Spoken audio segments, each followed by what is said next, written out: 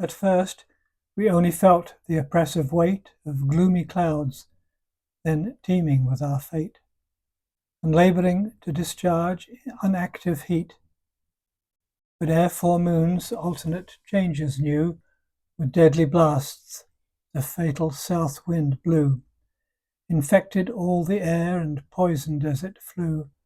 Our fountains too a dire infection yield, for crowds of vipers creeping along the field, and with polluted gore and baneful steams taint all the lakes and venom all the streams. The young disease with milder force began and raged on birds and beasts, excusing man. The labouring oxen fall beneath the plough, the unhappy ploughmen stare and wonder how. The tabbied sheep with sickly bleatings pines, its wool decreasing as its strength declines. The warlike steed, by inward foes compelled, neglects his honour and deserts the field. Unnerved and languid, seeks a base retreat, and at the manger groans, but wished a nobler fate.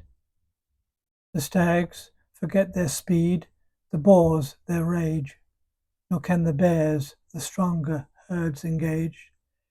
A general faintness does invade them all, and in the woods and fields they fall.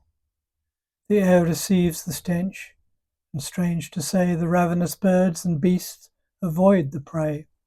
The offensive bodies rot upon the ground, and spread the dire contagion all around.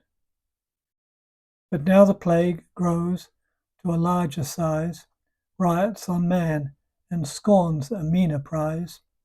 Intestine heat begin the civil war, and flushing first the latent flame declare, and breath inspired which steamed like fiery air, their black dry tongues are swelled, and scarce can move, and short thick sighs from panting lungs are drove.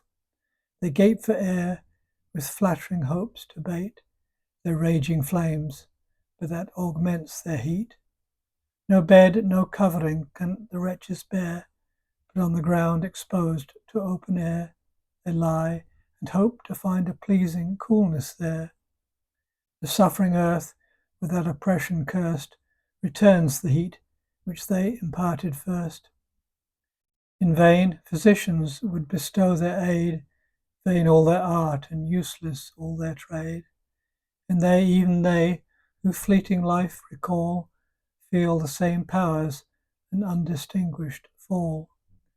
If any proves so daring to attend his sick companion or his darling friend, the officious wretch sucks in contagious breath, and with his friend does sympathize in death.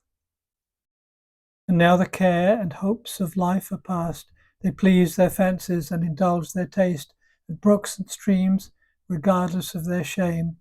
Each sex promiscuous strives to quench their flame, nor do they strive in vain to quench it there, for thirst and life at once extinguished are.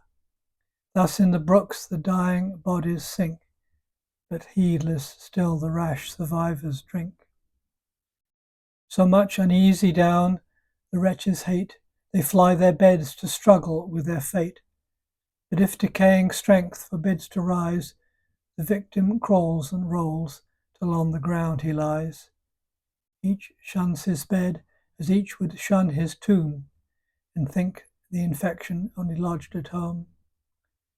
Here one, with fainting steps, does crawly creep, or heaps of death, and straight augments the heap.